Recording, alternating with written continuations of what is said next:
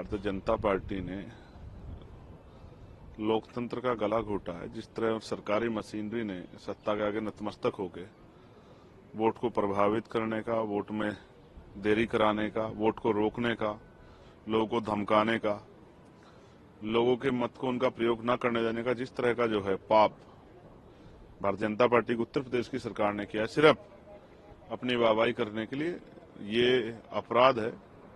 आज सत्ता में बैठ के उत्तर प्रदेश की सरकार ये सोच रही कभी वो सत्ता से जाएगी नहीं, तो जिस तरह वो लोकतंत्र की हत्या कर रहे हैं, जनता उनको आने वाले समय में जवाब से देगी।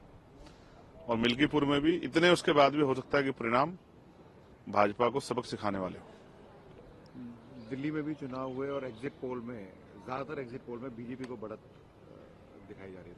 किसने एग्जिट पोल हरियाणा, महाराष्ट्र, झारखंड और लोकसभा चुनाव में भी हमने गलत साबित होते देखे। ज्यादा दिन का समय नहीं, 2 दिन के बाद की बात है।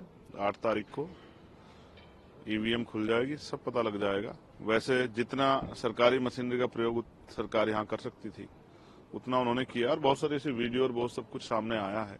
कई जगह लोगों की उंगलियों पे पहले साइन लगी हुई थी, कई जगह पैसे बैठने की। ये सब चीजें लोकतंत्र में अच्छी नहीं है। मैं बड़े दुखी भाव से कह रहा हूं कि अब लोकतंत्र भारत में राजतंत्र की तरफ बढ़ रहा है। डिक्टेटरशिप और धन बल के प्रयोग से, धनतंत्र के आधार पर जनता के वोट को खरीदना, या ये अपेक्षा जो है उनसे रखना कि जनता उनकी बातों में प्रभावित होकर अपनी वोट को समझदारी से नहीं सुविधाओं के आधार पर दे, ये एक खतरनाक प्रणाली। इसका खामियाजा लोकतंत्र को भुगतना पड़ेगा।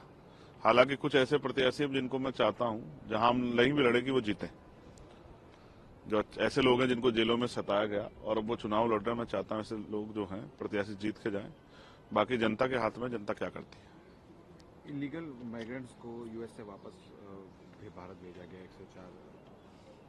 अब प्रधानमंत्री जी नारा लगाएं, अब की बार ट्रंप सरकार वाला। अभी तो 200 कुछ भेजे, अभी तो उन्होंने बहुत लंबी लिस्ट दी है भेजने वालों की।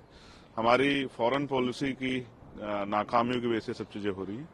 अगर हमारी फॉरेन पॉलिसी अच्छी होती तो शायद ये नहीं होता। और मैं उम्मीद करूंगा प्रधानमंत्री जी इसमें बात करके वहां की सरकार से कोशिश करेंगे कि इस तरह की परेशानियां हमारे लोगों के सामने ना आए जो वहां रह रहे हैं।